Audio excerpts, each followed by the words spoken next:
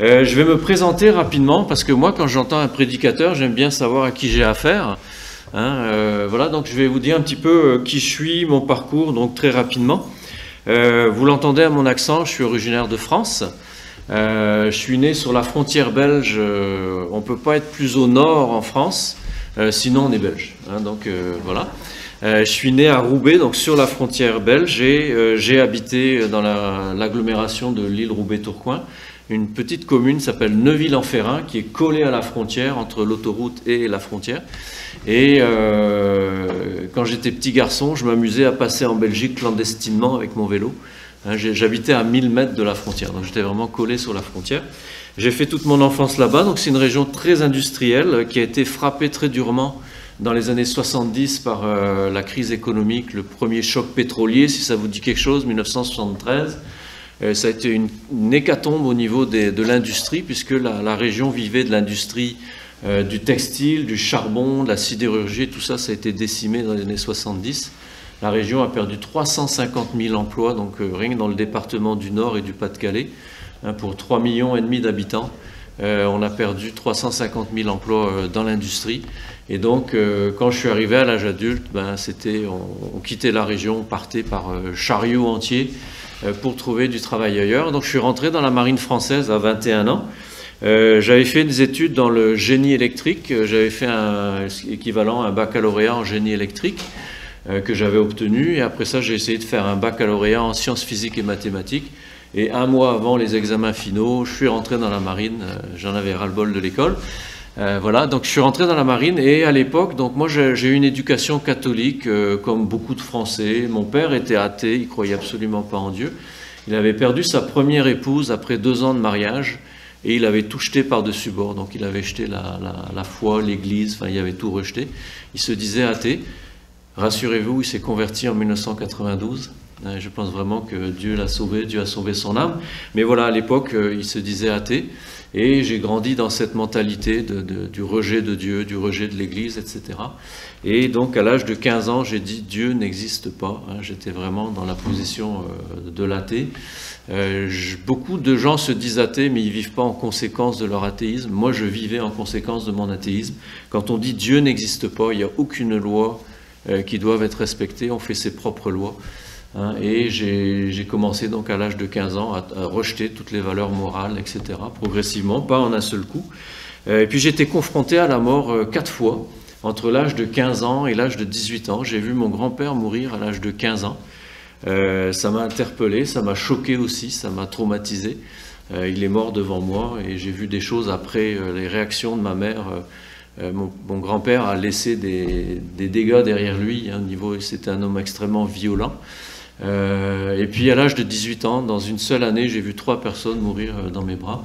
Je ne raconterai pas les circonstances, mais ça m'a amené donc, quand je suis arrivé à l'âge adulte, quand j'ai quitté la maison à 21 ans, je suis rentré dans la marine française. J'avais beaucoup de violence en moi, j'étais contre Dieu, on va en parler tout à l'heure dans le message, j'étais un mauvais arbre, je portais du mauvais fruit. Je réussissais professionnellement, je suis rentré dans la marine, j'ai réussi toutes mes formations et je suis monté très vite en grade et je me suis retrouvé donc sur les sous-marins nucléaires à Brest, sur lesquels j'ai navigué pendant plusieurs années. Et c'est dans ces années-là, suite à des situations personnelles difficiles, j'étais fiancé pendant 5 ans et 3 semaines avant le mariage, on a rompu les fiançailles, c'était extrêmement douloureux.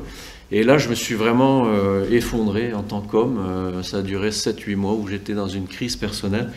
Et Jésus-Christ est venu me chercher au mois de février 1987. C'est lui qui est venu me saisir. C'est pas moi qui l'ai trouvé, c'est lui qui m'a trouvé.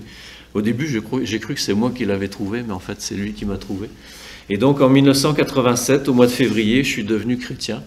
Et j'ai fait un revirement complètement dans ma vie. Donc, je suis passé par une nouvelle naissance, un changement profond dans ma vie. J'ai cru en Dieu, j'ai cru en Jésus-Christ. Et je me suis interrogé sur ce que je faisais comme travail. J'étais vraiment un technicien pur et dur. Je travaillais sur le réacteur nucléaire du bateau. Sur la partie électrique, je ne touchais pas encore à l'uranium. J'étais le Hydro-Québec du bateau. Je produisais le courant avec la vapeur du réacteur. Et je distribuais ça à tout le monde sur le bateau. Hein, et alors voilà, j'étais vraiment, je travaillais juste avec des machines et je me suis dit, bon, qu'est-ce que je veux faire dans ma vie? Est-ce que je veux rester un machiniste ou est-ce que, parce que Dieu avait mis dans mon cœur, hein, tout de suite, dans les mois qui ont suivi ma conversion, j'ai amené par mon témoignage, il y a 4 sous-mariniers qui sont venus à l'église, qui se sont convertis. Hein, alors on m'a dit, mais tu as peut-être un don à faire valoir, hein, dans le ministère, et j'ai considéré ça. Donc ça m'a pris 2 ans à peu près, après être devenu chrétien, pour poser ma démission, quitter la marine française et devenir pasteur. Donc je suis allé faire une formation en théologie en Suisse, à l'Institut biblique Emmaüs, hein, si peut-être certains connaissent. Alfred Kuhn, hein, qui a écrit beaucoup de livres, hein, sur les sujets chrétiens. Et donc voilà, j'ai refait une formation de 5 ans, 3 ans d'études et 2 ans de stage, et j'ai été ordonné pasteur en 1993. J'ai exercé le ministère dans 2 églises en France, l'église de Brest, hein, où je m'étais converti, où j'ai conduit l'église pendant 4 ans, et après ça j'ai démarré une nouvelle église à Tours, en plein centre de la France. Tours, c'est une grosse ville, hein, 280 000 habitants à l'époque, coupée par la Loire, hein, coupée en 2 par le fleuve de la Loire. Et au nord, il y avait 80 000 habitants, pas une seule église évangélique ni protestante. Et donc j'ai commencé un travail d'implantation d'église. Quand je suis parti, il y avait un tout petit embryon d'église, c'était pas encore vraiment une église, bien que le Seigneur dit, hein, là où 2 ou 3 sont réunis en mon nom, je suis au milieu d'eux. Mais il y a un pasteur donc, qui avait commencé à travailler avec moi, qui a pris la relève, et aujourd'hui donc j'ai pu visiter l'église à Noël dernier. Je suis retourné en France et il y a une belle assemblée, une petite centaine de personnes là, une belle église qui vit de la foi. Donc voilà un petit peu mon parcours. Et en 2001 donc j'ai quitté la France pour venir au Québec. J'ai été pasteur de l'église baptiste évangélique qui fait partie de l'association baptiste à Chicoutimi pendant 13 ans. Et puis en 2017, donc, je suis rentré dans les forces canadiennes comme aumônier militaire. Hein, et je viens de faire 7 ans donc, dans les forces canadiennes comme aumônier militaire. C'était une autre expérience très très intéressante où j'ai pu vraiment rencontrer beaucoup de militaires en difficulté. Donc c'est vraiment, on fait appel à l'aumônier militaire quand il n'y a plus rien qui marche. Hein. Quand c'est la crise, quand c'est la détresse, quand il y a des morts, quand il y a des blessés graves, des mourants. Hein, voilà. Mais c'est l'occasion aussi d'annoncer l'évangile dans la souffrance, hein, quand les gens sont dans la souffrance. Et j'ai beaucoup aimé ce travail pendant 7 ans. Je voulais y rester, mais on m'a dit, tu as 60 ans, il faut que tu sortes. Hein, c'est l'âge de la retraite obligatoire. Donc j'étais pas content, j'ai essayé de rester, je me suis battu, je me suis accroché. On m'a dit non, tu quittes les forces, mais dans 3 semaines, je rempile. Comme aumônier civil, donc cette fois, je suis sur le point d'avoir un contrat avec le ministère de la Défense nationale. Et je vais aller donc probablement à Saint-Jean-sur-Richelieu. Là, c'est avec des jeunes militaires, des jeunes recrues, pour reprendre ce travail. Donc un peu différent, ça sera un contexte différent. Mais voilà un petit peu mon parcours. Donc j'ai quand même beaucoup d'expérience à la fois pastorale et dans le combat de la vie, dans le combat de la foi, hein, avec des inconvertis qui sont dans la souffrance. Et c'est un petit peu de ça aussi que je vais vous partager, puisque j'ai choisi le thème. Hein, quand j'ai rencontré Patrice, il m'a dit on cherche un pasteur. Hein, c'est Odile, hein, qui m'avait téléphoné en premier. Odile Tardif, son nom de famille à elle. Pour moi, c'est. Hein, yeah, c'est ça. Hein, voilà. Et donc, elle m'avait dit, mais tu voudrais pas être pasteur de l'église réformée? J'ai dit, moi je suis baptiste. Hein, mais s'il faut aider, je suis prêt à aider le temps que l'église trouve son pasteur. Donc j'ai rencontré Patrice et puis on s'est mis d'accord. Donc je vais prêcher aujourd'hui. J'ai pris le thème j'aurais pu dire du jugement dernier, mais je préfère donner le titre le jugement et la grâce, parce qu'on va voir aujourd'hui dans le texte, hein, qu'on va lire sur le jugement dernier, il y a autant question de la grâce que du jugement. Hein. Alors je vous invite à lire donc dans Matthieu au chapitre 25, les versets 31 à 46. Ceux qui ont leur Bible avec eux, sinon je vais faire une lecture donc du texte. Donc Matthieu 25 à partir du verset 31. Lorsque le Fils de l'homme viendra dans sa gloire avec tous les anges, il s'assiera sur le trône de sa gloire. Toutes les nations seront assemblées devant lui, il séparera les uns d'avec les autres, comme le berger sépare les brebis d'avec les boucs. Et il mettra les brebis à sa droite et les boucs à sa gauche. Alors le roi dira à ceux qui seront à sa droite, « Venez vous qui êtes bénis de mon Père, prenez possession du royaume qui vous a été préparé dès la fondation du monde, Car j'ai eu faim, vous m'avez donné à manger, j'ai eu soif, vous m'avez donné à boire, j'étais étranger, vous m'avez recueilli. J'étais nu, vous m'avez vêtu, j'étais malade, vous m'avez rendu visite, j'étais en prison, vous êtes venu vers moi. Les justes lui répondront, Seigneur, quand avons-nous vu avoir faim, t'avons-nous donné à manger, ou avoir soif, t'avons-nous donné à boire? Quand avons-nous vu étranger, t'avons-nous recueilli, ou nu, et t'avons-nous vêtu? Quand t'avons-nous vu malade ou en prison, et sommes-nous allés vers toi? Et le roi leur répondra, je vous le dis en vérité, toutes les fois que vous avez fait ces choses, c'est à l'un de ces plus petits de mes frères, c'est à moi que vous les avez faites. Ensuite, il dira à ceux qui seront à sa gauche, retirez-vous de moi, maudits, allez dans le feu éternel qui a été préparé pour le diable et pour ses anges, car j'ai eu faim, vous ne m'avez pas donné à manger, j'ai eu soif, vous ne m'avez pas donné à boire, j'étais étranger, vous ne m'avez pas recueilli, j'étais nu, vous ne m'avez pas vêtu, j'étais malade et en prison, vous ne m'avez pas rendu visite. Et ils répondront aussi, mais Seigneur, quand avons-nous vu ayant faim, ou ayant soif, ou étranger, ou nu, ou malade, ou en prison, et ne t'avons-nous pas assisté? Et il leur répondra, je vous le dis en vérité, toutes les fois que vous n'avez pas fait ces choses à l'un de ces plus petits, c'est à moi que vous ne les avez pas faites. Et ceux-ci iront au châtiment éternel, mais les justes à la vie éternelle. Alors très clairement, dans ce texte, on est au jugement dernier. Quand le Fils de l'homme viendra dans sa gloire, il s'assiera sur son trône, et on dit donc qu'il va séparer les nations à droite et à gauche. C'est clairement le jugement dernier, lors du retour en gloire de Jésus-Christ. C'est le dernier grand acte de l'œuvre rédemptionnelle, de l'œuvre du salut de Dieu. L'œuvre du salut commence par l'élection, la prédestination, comme c'est dit dans Éphésiens chapitre 1. Dieu nous a élus avant la fondation du monde pour que nous soyons saints et irréprochables devant lui, et il nous a prédestinés dans son amour à devenir ses enfants d'adoption en Jésus-Christ. L'œuvre du salut commence avant même la fondation du monde, l'œuvre de rédemption, par l'élection, par la prédestination. Donc la prédestination, Dieu dispose les choses, Dieu dispose les événements de la grande histoire de l'humanité. Il prédestine les choses, mais aussi de notre petite histoire à nous. Dieu intervient dans notre histoire personnelle pour qu'un jour, on arrive à un moment où on devient ses enfants par adoption. On est adopté par Jésus-Christ, on le rencontre, on le reçoit, nous sommes adoptés. Donc la prédestination, quand on regarde par exemple dans l'histoire, l'histoire, si vous lisez le livre de Daniel, c'est 4 grands empires qui se succèdent les uns après les autres, l'empire babylonien, l'empire médo-perse, l'empire grec, l'empire romain. Alexandre le Grand, dans sa conquête, a imposé, son génie, c'était non pas de renverser les administrations des pays qu'il conquérait, mais d'imposer le grec comme langue administrative. Et ça a permis, quand l'évangile est arrivé après Jésus-Christ, il y avait une langue internationale qui était parlée dans tout le Proche-Orient, dans toute une partie de l'Europe aussi. Il y avait une langue comme l'anglais aujourd'hui. On parlait grec un peu partout, et c'est pour ça que le Nouveau Testament a été écrit en grec. Donc Dieu a prédestiné, Dieu est maître de l'histoire, il prédestine les choses, il dispose les choses.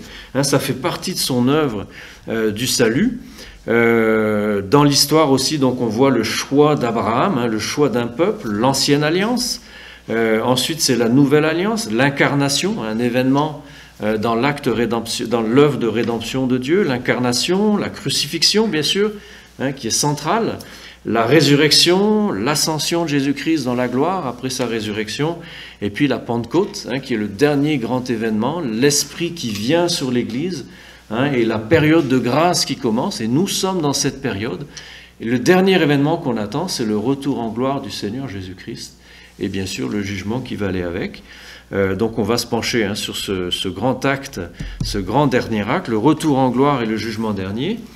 Mais on va voir donc que la grâce est autant manifestée lors du jugement dernier que le jugement lui-même. Alors le premier point, quand on regarde ce texte qu'on vient de lire, c'est que quand le jugement commence, tout est déjà joué. Si vous avez en tête un procès humain où on donne la parole à la défense, enfin d'abord à la couronne qui porte l'accusation, après on donne la parole à la défense, et puis on débat, on dispute. Oubliez ça. Hein, le jugement dernier, c'est pas chacun qui va passer devant Dieu puis qui va discuter avec Dieu le bout de gras, hein, sur oui, cette faute-là, c'est pas vraiment de ma faute, c'est parce que mon père il a été méchant avec moi. C'est pas ça le jugement. Hein, quand le jugement commence, le Fils de l'homme vient dans sa gloire et tout de suite il se sépare. Hein, à droite, ceux qui sont sauvés, à gauche, ceux qui sont réprouvés, hein, qui vont aller à la perdition. Et donc, il n'y a pas de... Après, il y a un dialogue, hein, j'ai eu faim, on m'a donné à manger, il y a un examen, hein, de la vie des gens, mais c'est joué tout de suite. Il y a une séparation entre les brebis et les boucs. Alors, on a lu tout à l'heure la parabole des 10 jeunes filles, hein, la parabole des 10 vierges. Ce texte du jugement dernier est précédé par 3 paraboles qui vont dans le même sens, qui préparent justement à ce texte, hein, sur le jugement dernier. Il y a la parabole premièrement du mauvais et du bon serviteur. Hein, là aussi, si un homme part en voyage et s'il remet, hein, ses biens entre les mains d'un de ses serviteurs, d'un gérant, hein, de ses biens, si c'est un mauvais serviteur, hein, qui dit « mon maître tarde à venir » et qui maltraite ses compagnons, etc., bien le maître, quand il revient, hein, il va juger, il va condamner ce serviteur. Si au contraire c'est un bon serviteur, eh bien le maître va l'approuver. Hein, donc il y a tout de suite, soit il est bon, soit il est mauvais. On a lu la parabole des 10 vierges.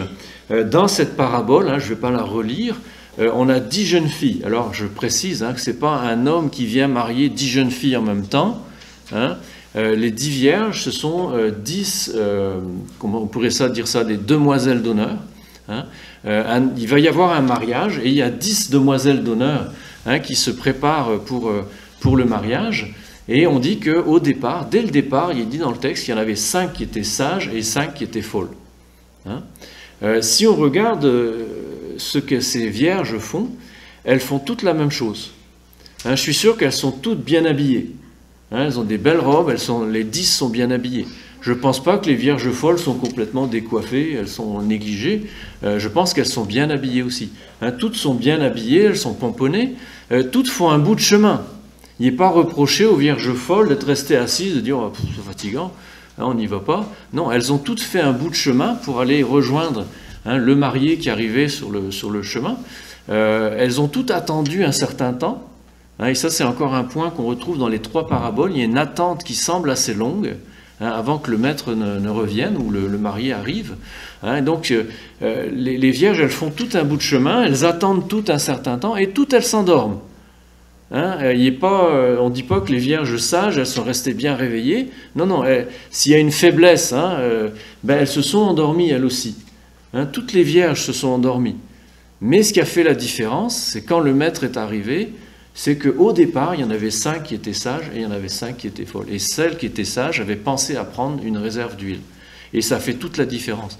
Et on comprend donc dans ces 3 paraboles, et c'est la même chose dans la parabole des talents, hein, qui précède immédiatement le texte. Hein, encore une fois, un homme part en voyage et il confie ses biens à 3 serviteurs. Il y en a un qui donne 5 talents, un autre il donne 2 talents et un autre il donne 1 talent. Et tout de suite, dès le départ, il y en a 2 qui décident de travailler. Hein, ils sont courageux, ils prennent les talents qu'ils ont reçus, ils les font fructifier et ça fonctionne. Ce qui est reproché au 3e, c'est pas qu'il a essayé puis qu'il a perdu de l'argent, c'est qu'il n'a même pas essayé.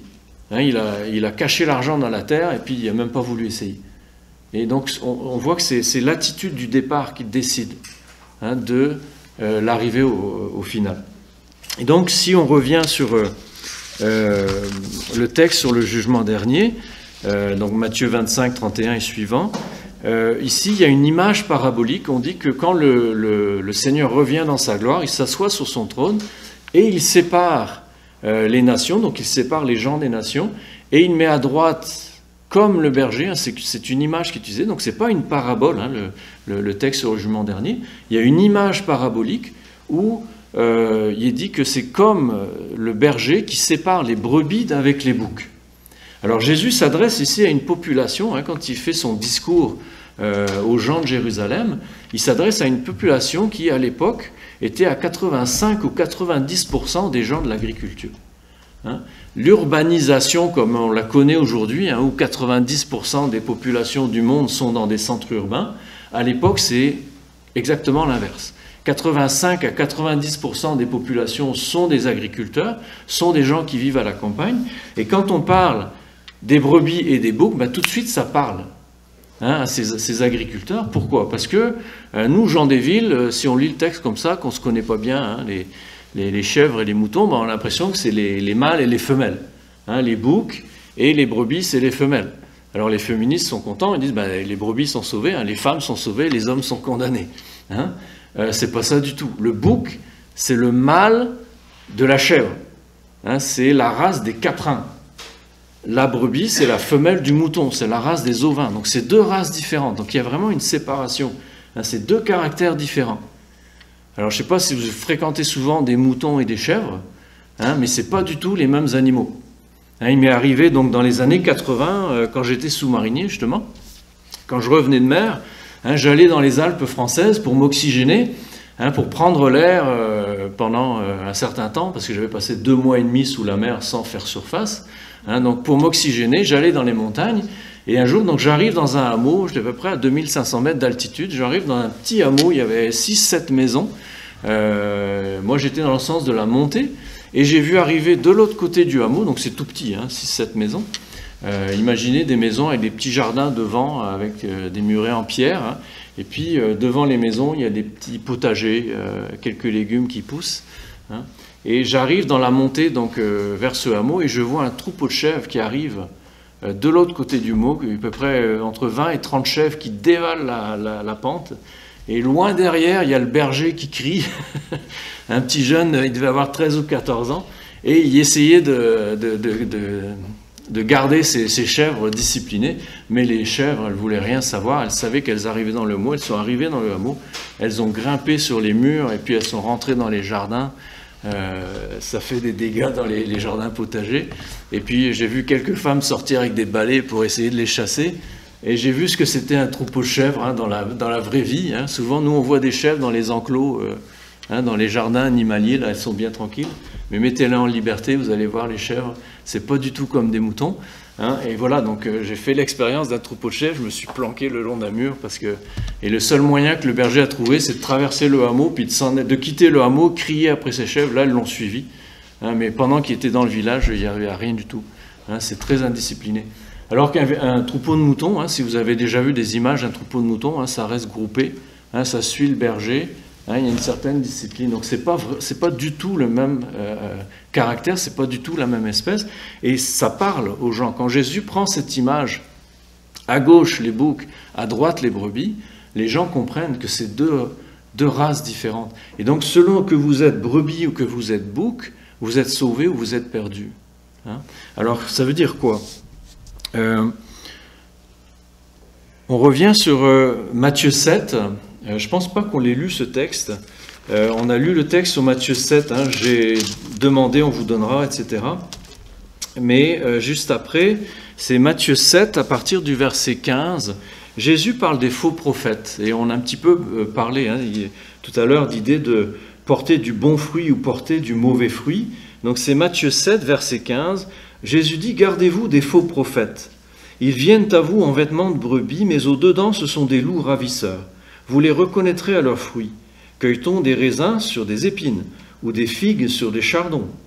Tout bon arbre porte de bons fruits, mais le mauvais arbre porte de mauvais fruits. Un bon arbre ne peut porter de mauvais fruits, ou un mauvais arbre porter de bons fruits. Tout arbre qui ne porte pas de bons fruits est coupé et jeté au feu. C'est donc à leurs fruits que vous le reconnaîtrez. » Ici, on parle des faux prophètes, donc on parle des gens qui sont comme des prédicateurs sur le plan religieux, mais on pourrait faire l'image aussi avec les politiciens parfois. Je ne sais pas si vous suivez les élections américaines dernièrement, j'ai regardé les 2 conventions. Donc moi, je ne prends pas parti, je ne vais pas être contre Trump ou Madame Harris, mais moi, ce qui me frappe dans ces conventions, c'est que tout est sur l'image. C'est vraiment l'image qu'on veut donner de la personne. Et donc, ces 2 conventions qui se sont suivies à quelques semaines d'intervalle, on insiste beaucoup pour dire, ben voilà, Madame Harris, elle prend parce qu'elle est plutôt noire, elle va prendre un homme blanc pour essayer de donner une image de quelqu'un qui rassemble, etc. Et puis M. Trump, lui aussi, voilà. Donc on essaye surtout de donner une image du candidat. Mais est-ce qu'on regarde les fruits que portent ces candidats? Il y en a un qui a 70 ans passés, l'autre dans la cinquantaine. Est-ce qu'on regarde les fruits? Qu'est-ce qu'ils ont fait de bien dans leur vie?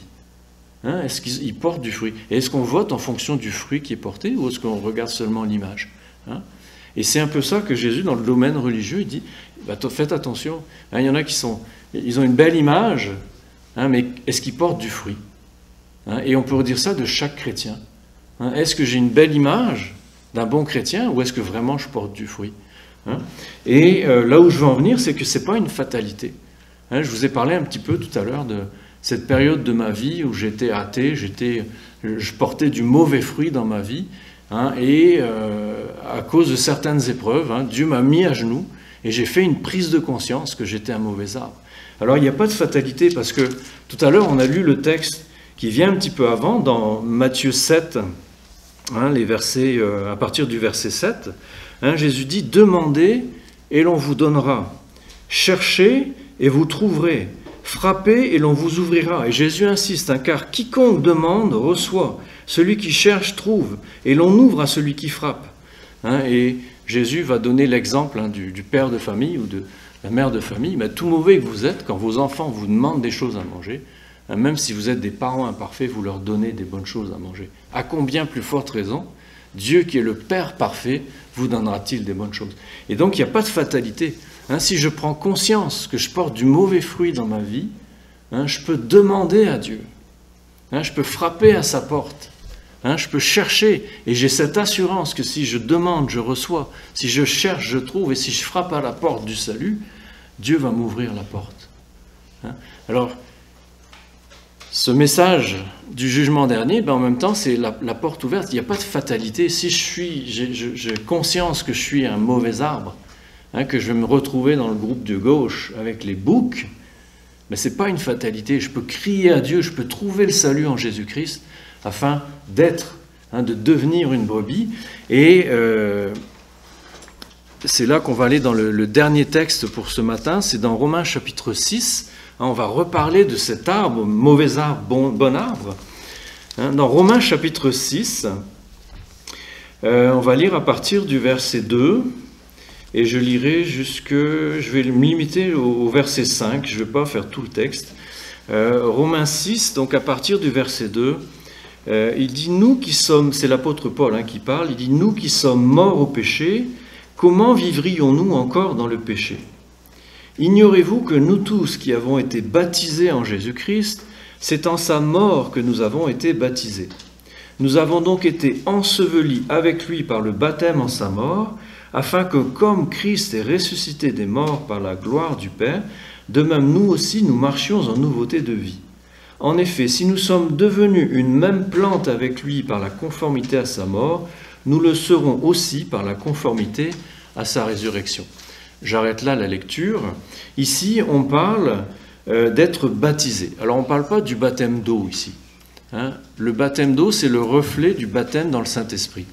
Ici, on parle du baptême dans l'Esprit. Lorsqu'un homme croit, lorsqu'une femme, un homme croit en Jésus-Christ, qu'il reçoit Christ dans sa vie, dans son cœur, dans son âme, il reçoit l'Esprit de Christ. Bien sûr, il faut passer par le pardon, par la confession des péchés. Il faut faire ce constat qu'on est perdu, qu'on est pécheur, confesser notre péché à Dieu, croire en la crucifixion de Jésus-Christ, que Jésus-Christ a payé le prix de mon salut à la croix. Et là, on pourrait prendre l'image, pour bien comprendre ça, l'image d'un escroc, par exemple. Imaginez que je sois un escroc.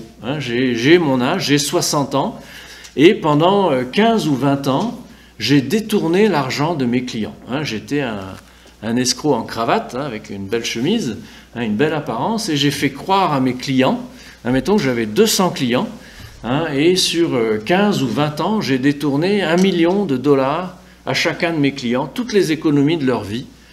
J'ai dilapidé leur argent, j'ai vécu comme un milliardaire, j'ai vécu la grande vie en leur faisant croire que je faisais des placements.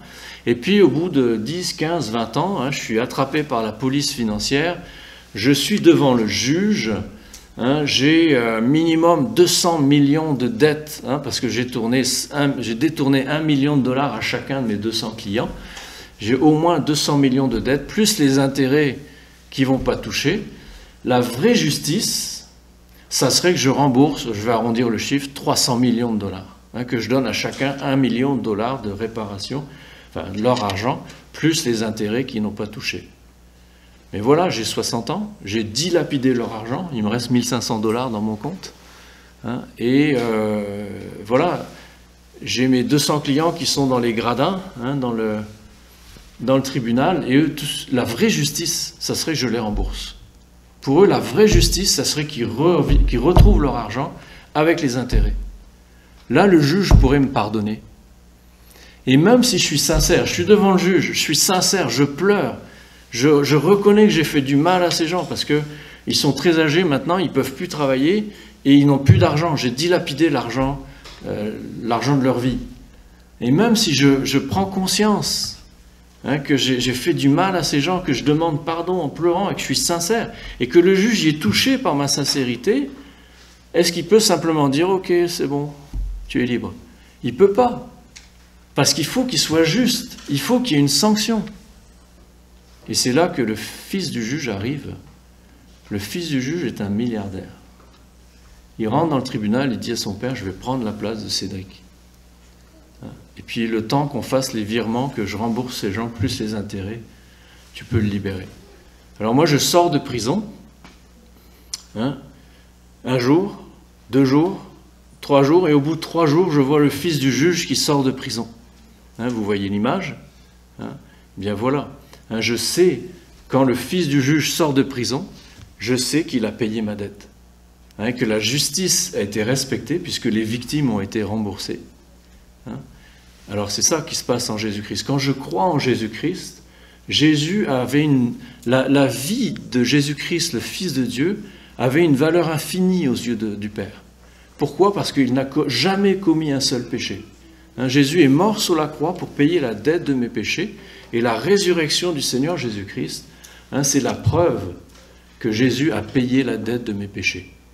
Hein. Alors il faut que je croie ça. Si je crois ce message de l'Évangile, hein, si je crois dans la mort de Jésus sur la croix, si je crois en sa résurrection, c'est comme ça que je vais être sauvé. Si je passe par cette reconnaissance, cette foi en Jésus-Christ, hein, la Bible dit que Christ vient habiter en moi. Hein, et c'est ça qu'on appelle le baptême dans l'Esprit. Quand je reçois l'Esprit de Christ, l'Esprit de Dieu, hein, je passe par une nouvelle naissance. Et donc je reviens dans le texte Romains chapitre 6, Paul dit « Si nous avons été faits une même plante avec lui par la conformité de sa mort », c'est le verset 5, « nous le serons aussi par la conformité à sa résurrection ». Hein, quand je crois en Jésus-Christ, je reçois l'Esprit, hein, je passe par une espèce de greffe, hein, je suis greffé à Jésus-Christ. La Bible Summer, par exemple, va traduire « si nous sommes unis à Christ dans sa mort ». La Bible Crampon, la Bible catholique, utilise carrément le terme « greffé ». Hein. Si nous sommes greffés à Christ dans sa mort, nous le serons aussi dans sa résurrection. Et c'est l'image qu'on utilise ici, l'image de la greffe. Hein, et là, je vais vous raconter une dernière petite histoire, et puis on va s'arrêter là. Quand j'étais petit, j'avais 4 ans, mon père a acheté une nouvelle maison. Hein. J'avais 3 frères et sœurs. Enfin, il y en a un qui est venu beaucoup plus tard, mais on était 3 enfants. Et quand mon père a acheté la maison, la première chose que ma mère a fait, donc c'était, imaginez, des maisons du nord de la France en briques rouges, hein, toutes alignées, collées les unes sur les autres, avec les jardins derrière. Et puis de l'autre côté, il y avait une autre rangée de maisons aussi avec des jardins, donc les jardins se jouxtaient. Et au milieu du jardin, la première chose que ma mère a fait, c'est planter un arbre fruitier. Elle a planté un pêcher. Hein, donc je vais vous parler du pêcher de ma mère. Hein, elle a planté un pêcher juste à côté de mon bac à sable. Et puis, peut-être 2-3 ans après, comme la terre dans les Flandres, hein, c'est la région des Flandres, est très grasse, la terre est très grasse, ça pousse assez vite, ça pousse assez bien dans le nord. Et l'arbre, donc, après 2-3 ans, au printemps, c'est une explosion, c'est un feu d'artifice de fleurs. L'arbre était tout en fleurs, c'était encore un petit arbre, hein, mais il était tout en fleurs, donc ça promettait des pêches en abondance, hein, et on avait hâte, hein, que vienne le temps de les manger. Et puis malheureusement, eh bien, quand les fleurs se sont fanées, on a eu des petits embryons de pêche, mais elles n'arrivaient pas à maturité, elles grossissaient pas, elles tombaient les unes après les autres. Peut-être il y a eu 5 ou 6 pêches qui étaient à peu près comestibles, hein, qui sont arrivées à maturité, mais c'était pas bon. Elles étaient acides, mais ma mère disait il faut manger les fruits du jardin. On y allait à contre-cœur. Et puis 2-3 années passent encore, et puis chaque année c'était la même chose. Hein. C'était plein prometteur, c'était plein de fleurs, mais ça donnait jamais de bons fruits, c'était pas bon.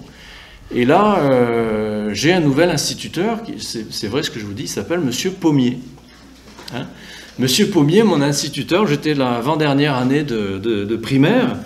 Il se trouve qu'on a découvert qu'il habitait juste derrière chez nous, donc dans 2-3 maisons décalées sur la gauche, hein, et son jardin c'était carrément un verger. Lui il n'y avait que des arbres fruitiers, et puis alors tenez-vous bien, il n'y avait pas de pommiers dans son jardin, il y avait des pêchers et des poiriers.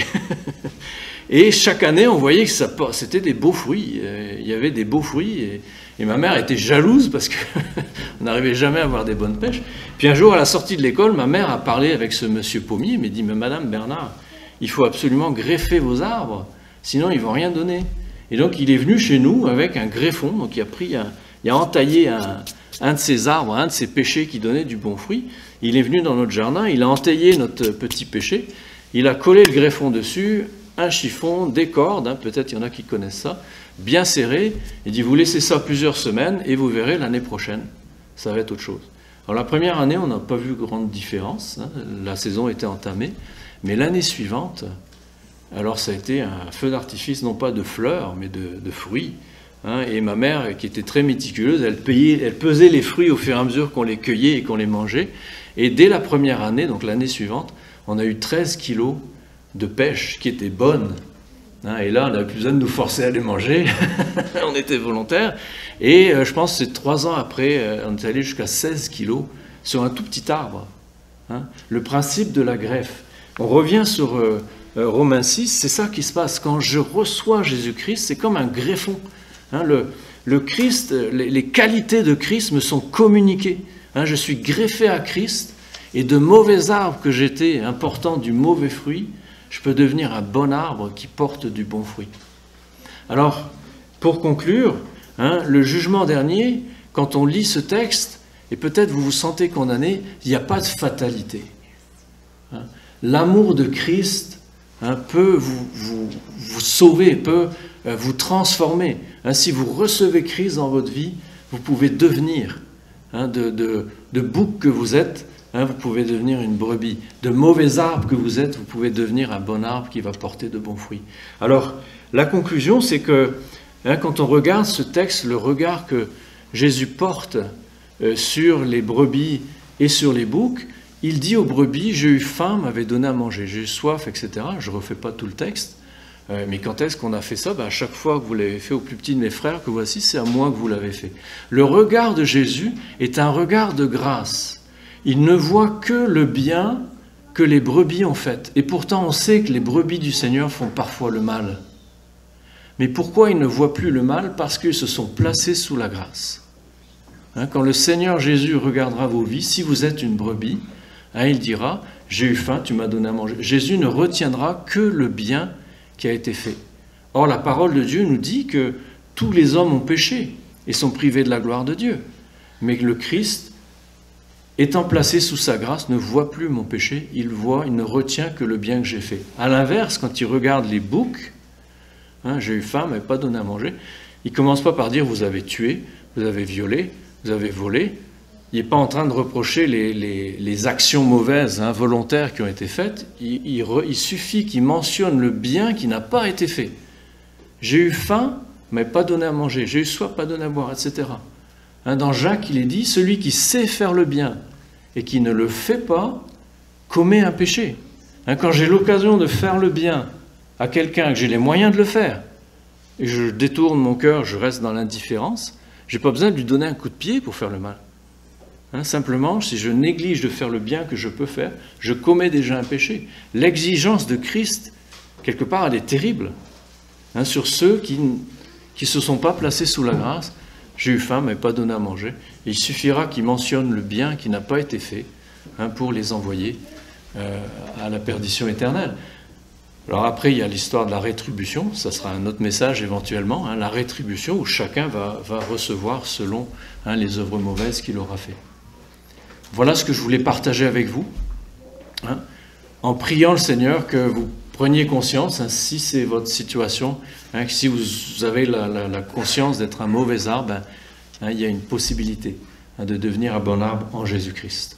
J'aimerais prier avant de relaisser la parole à Patrice. Seigneur Dieu Tout-Puissant, nous te disons merci pour la parole que nous avons ouverte ce matin, pour ce qui a été prêché. Seigneur, je veux te prier pour que reste dans les cœurs uniquement ce qui vient de toi. Seigneur, tu connais nos cœurs, tu connais nos vies. Tu connais les vies de ceux qui nous entourent. Si nous sommes de tes brebis, si nous avons déjà fait cette prise de conscience et que nous sommes venus à toi, que nous sommes placés sous la grâce, tu nous invites aussi, Seigneur, à considérer ceux qui nous entourent et qui n'ont pas fait ce pas. Seigneur, on veut te prier pour que tu nous amènes dans tes voies, pour que tu amènes nos proches dans tes voies, qu'ils puissent eux aussi se tourner vers toi. Oui, Père éternel, merci pour cette parole que tu nous as donnée, cette parole dans laquelle nous pouvons plonger nos regards. Veuille la bénir dans nos cœurs, Seigneur. Oui, Père éternel, c'est au nom de Jésus-Christ que nous te prions. Amen. Amen. Que Dieu vous bénisse.